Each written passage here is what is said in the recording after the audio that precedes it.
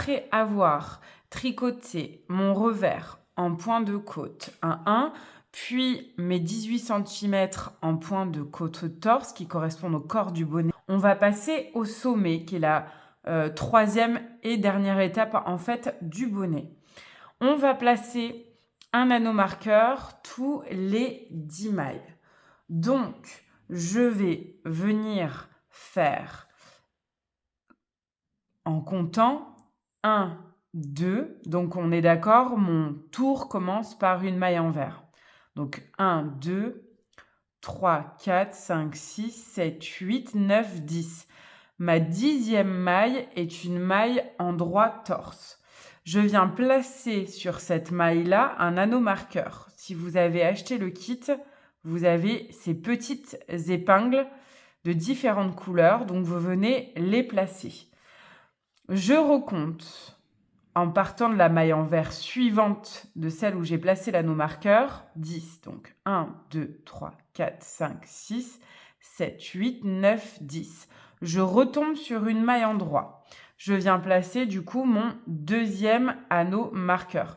Mon anneau marqueur, je le place, je le pique dans la maille, la 10e maille. Je continue. 2, 4, 6, 8, 10. Je place mon troisième anneau marqueur.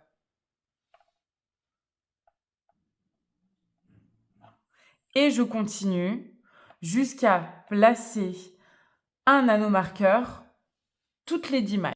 J'ai placé tous mes anneaux marqueurs sauf un. Le dernier, il va se situer sur la dernière maille du tour qui est donc une maille en droit. Donc tous mes anneaux marqueurs sont placés sur l'ensemble de mon bonnet. Je vais continuer à tricoter comme indiqué dans le patron avec le rang A. Donc je vais commencer à faire des diminutions puisqu'on veut c'est réduire pour obtenir un sommet. Donc on va venir tricoter la première maille du tour à l'envers comme indiqué, puis la suivante à l'endroit torse et je continue encore 3 fois.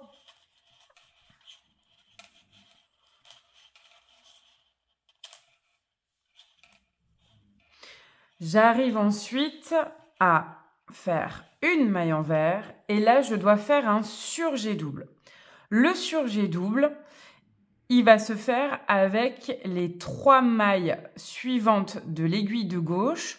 Donc normalement, j'ai une maille en droit torse, une maille envers, une maille en droit torse, la dernière ayant donc mon anneau marqueur. Je vais venir glisser la première maille de l'aiguille de gauche à l'endroit. Je vais ensuite tricoter les 2 mailles suivantes de l'aiguille de gauche ensemble à l'endroit. Et je vais venir rabattre la maille que j'ai glissée sur la maille que j'obtiens en ayant tricoté les 2 mailles ensemble à l'endroit. Comme si je voulais la rabattre. Là, j'étais partie de 3 mailles et je n'en obtiens plus qu'une seule. Je vais prendre l'anneau marqueur qui est donc en dessous et je vais le déplacer pour le mettre sur la maille obtenue par ce surjet double. Donc, on est passé de 3 mailles à 1 maille. On a fait donc 2 diminutions. On va faire exactement la même chose jusqu'au marqueur suivant. Du coup, je vous remontre. Je vais tricoter une maille envers, une maille en droit torse, une maille envers,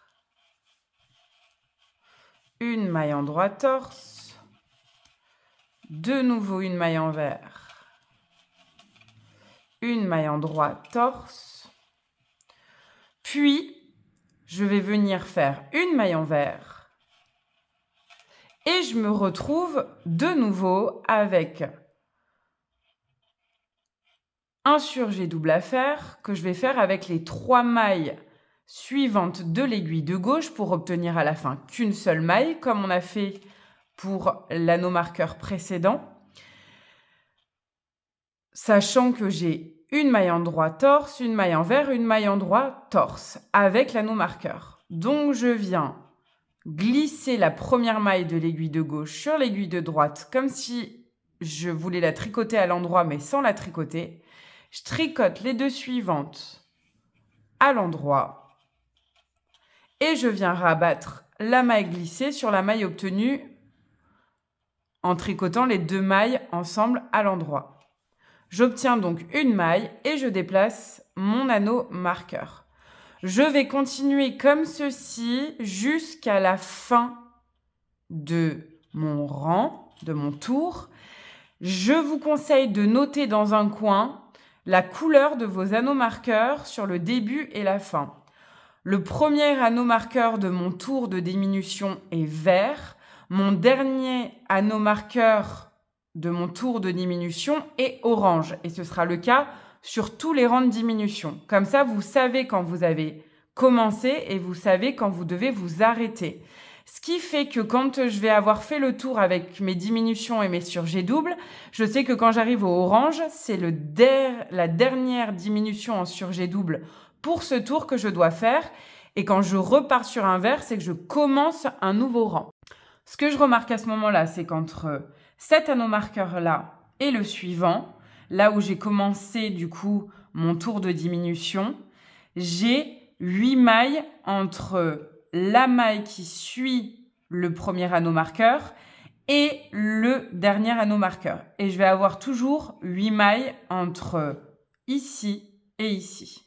J'aurai 8 mailles au prochain, c'est-à-dire que j'aurai 7 mailles sans anneau marqueur et une maille avec. Et je vais toujours compter à partir de la maille qui suit le dernier anneau marqueur. Donc, si je passe au prochain, je devrais avoir là, je ne compte pas celui-là, je vais avoir 7 mailles libres et un 8e avec un anneau marqueur. Et je vais avoir donc fait 20 diminutions pour le premier rang, donc le rang A qui est indiqué sur le patron de diminution. Je viens de terminer mon premier rang A de diminution. Je le vois puisque je peux compter mes mailles et j'ai le nombre de mailles indiqué dans le patron. Je le vois aussi parce que j'ai 7 mailles sans anneau marqueur entre les deux mailles avec les anneaux marqueurs. Donc j'ai une maille avec un anneau marqueur, 7 mailles sans anneau marqueur et une maille avec un anneau marqueur. Et je le vois aussi puisque j'ai mon anneau marqueur orange qui pour moi montre la fin de mon tour. Je vais pouvoir procéder au rang B de diminution qui est exactement le même que pour le rang A. On fait à peu près la même chose sauf que on a moins de répétition de la partie entre parenthèses qui est indiquée dans le patron. Vous allez avoir du coup 5 mailles entre vos anneaux marqueurs. Une fois que vous aurez fait le rang B, donc il y aura un anneau marqueur, 5 mailles, un anneau marqueur. Le rang C rebelote, sauf que cette fois on enlève encore une partie répétée entre parenthèses et on va se retrouver avec 3 mailles entre chaque anneau marqueur. Là, quand vous aurez fait le rang A, le rang B et le rang C de diminution, on obtiendra en tout 40 mailles sur nos aiguilles. Maintenant, on va passer au rang D et E. Donc, pour le rang D et le rang E, je vais tricoter les mailles comme elles se présentent, c'est-à-dire que je vais faire une maille envers, une maille endroit torse, et je vais répéter ça durant le rang D, donc un tour, et le rang E, un deuxième tour. Là, il n'y a aucune diminution. On doit garder sur nos aiguilles le même nombre de mailles que pour le rang C. Je vous invite à déplacer à chaque fois vos anneaux marqueurs sur ces deux rangs pour les obtenir sur du coup le rang E pour qu'on puisse repartir ensuite avec un rang F des diminutions. Là, c'est vrai qu'il y a de moins en moins de mailles et donc du coup, ça va être un peu plus complexe de tricoter aisément sur nos aiguilles. Donc, je vous conseille d'utiliser la technique du Magic Loop. Pour cela, il faut venir sortir en fait notre fil comme ceci après avoir laissé une dizaine de mailles en fait sur l'aiguille de gauche. Et je vais faire pareil avec mon autre aiguille, donc mon aiguille de droite. Je vais venir laisser une dizaine de mailles dessus et je sors le câble comme ça. Ce qui va me permettre de tricoter aisément les mailles qu'il y a sur mon aiguille de gauche avec mon aiguille de droite. Donc là, je viens faire mon surjet double et je vais pouvoir en fait enchaîner comme ceci jusqu'à tricoter toutes les mailles de l'aiguille de gauche. Une fois que j'ai terminé de tricoter toutes les mailles qu'il y avait sur mon aiguille de gauche, j'en ai quelques-unes sur mon aiguille de droite. Je vais venir de nouveau sortir mon câble. Donc plutôt après un anneau marqueur, ce sera plus pratique. Un petit peu plus loin, comme si je formais en fait une oreille. Et là, en fait, je remets des mailles, sur mon aiguille de gauche. Là, sur l'aiguille de droite, je vais le décaler aussi. Je vais laisser moins de mailles sur l'aiguille de droite. Je vais en laisser à peu près 4 ou 5. On n'a pas besoin d'être précis, mais on en laisse un petit peu moins. Du coup, on voit bien, j'ai les deux pointes de mes aiguilles face à face. Et j'ai créé comme deux petites oreilles avec mon câble de chaque côté. Et ça, en fait, ça va me permettre de tricoter plus facilement les mailles de mon aiguille de gauche qui vont aller du coup sur mon aiguille de droite, plutôt que de trop tirer sur mon cercle qui finit par vraiment être petit et mon câble trop grand du coup. Donc ça s'appelle la technique du Magic Loop et c'est bien pratique quand vous avez un câble qui est trop grand et que vous souhaitez faire un ouvrage qui a un diamètre en fait plus petit que la longueur de votre câble. Bon, je termine mon rang F et je vous retrouve pour le ranger. Toujours avec la technique du Magic Loop, je passe au rang G. Donc là, j'ai simplement des surjets doubles qui s'enchaînent. À ce moment-là, j'ai plus forcément besoin de mes anneaux marqueurs. Donc vous pouvez les enlever avant de tricoter ce rang si vous le souhaitez, si vous gêne, ou alors après.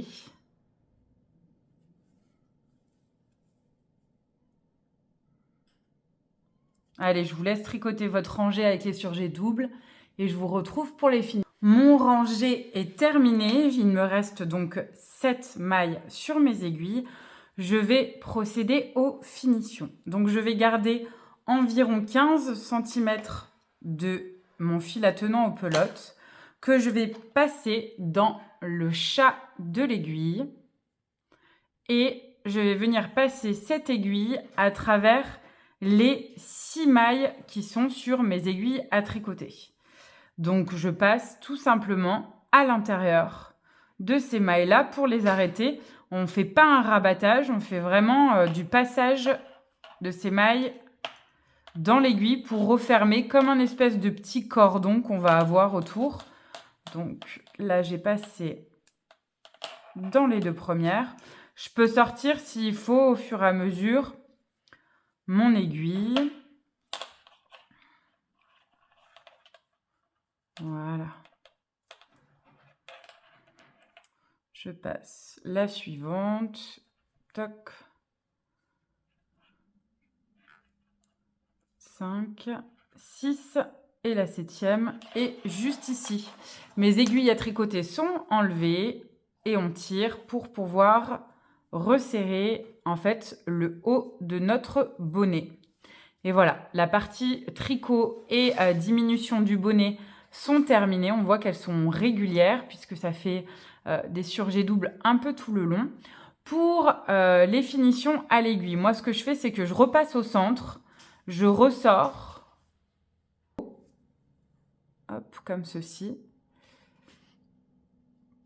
Donc je repasse par le centre et je viens sortir un petit peu plus bas.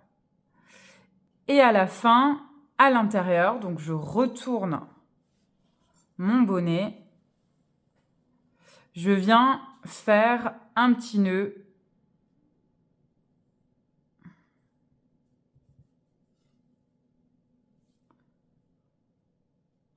pour bien sécuriser mon ouvrage comme ceci.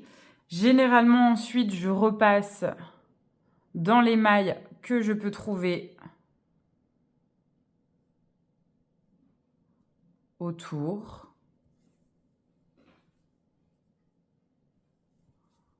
Et je viens couper mon fil comme ceci. Donc là, les finitions pour le sommet de mon bonnet sont terminées. Ensuite, pour la partie du revers, au départ, je peux enlever du coup mon marqueur qui marque le début de mon rang.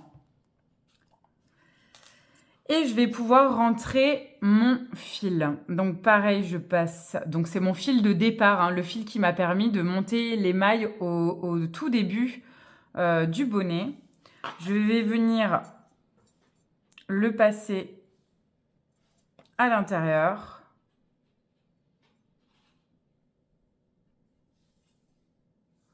Pour venir finir mon ouvrage.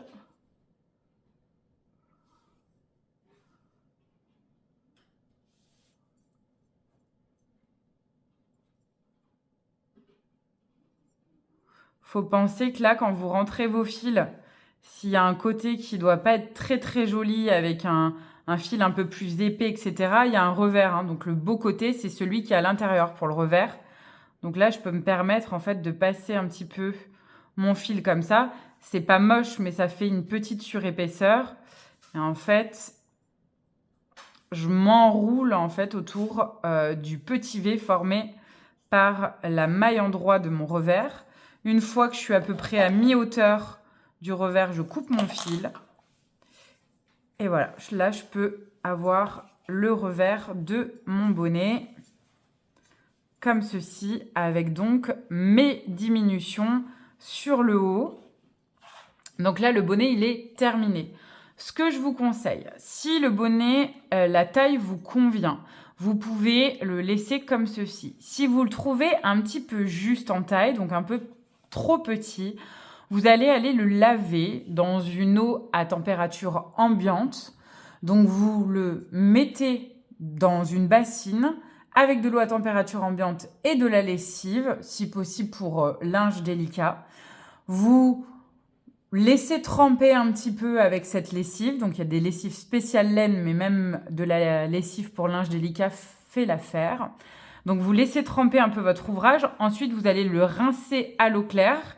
Donc, en le pressant, mais sans l'essorer et sans le tordre. C'est vraiment, je le presse. Puis ensuite, vous allez l'essorer pareil en le pressant. Donc, bien entendu, vous déroulez le revers. Vous venez presser. Et ensuite, vous allez le poser bien à plat en l'étirant un petit peu pour venir gagner un petit peu en largeur et en hauteur s'il faut. Donc, vous venez vraiment vous dire, allez, je le tire un petit peu comme ça et comme ça. Quand il sera mouillé, la laine sera un petit peu plus souple, ce qui vous permettra de gagner quelques centimètres. Vous le laissez sécher bien à plat. Attention au soleil direct qui pourrait abîmer la laine. Et une fois qu'il est totalement sec, alors vous pouvez le retourner en cours de séchage.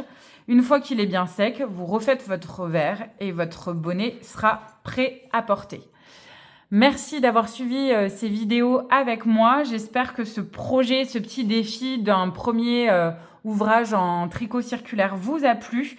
J'espère pouvoir vous en proposer d'autres très bientôt en montant à chaque fois dans les difficultés.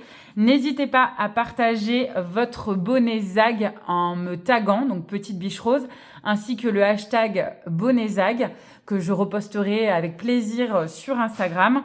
Et puis je vous dis à très bientôt pour de nouvelles vidéos tricot.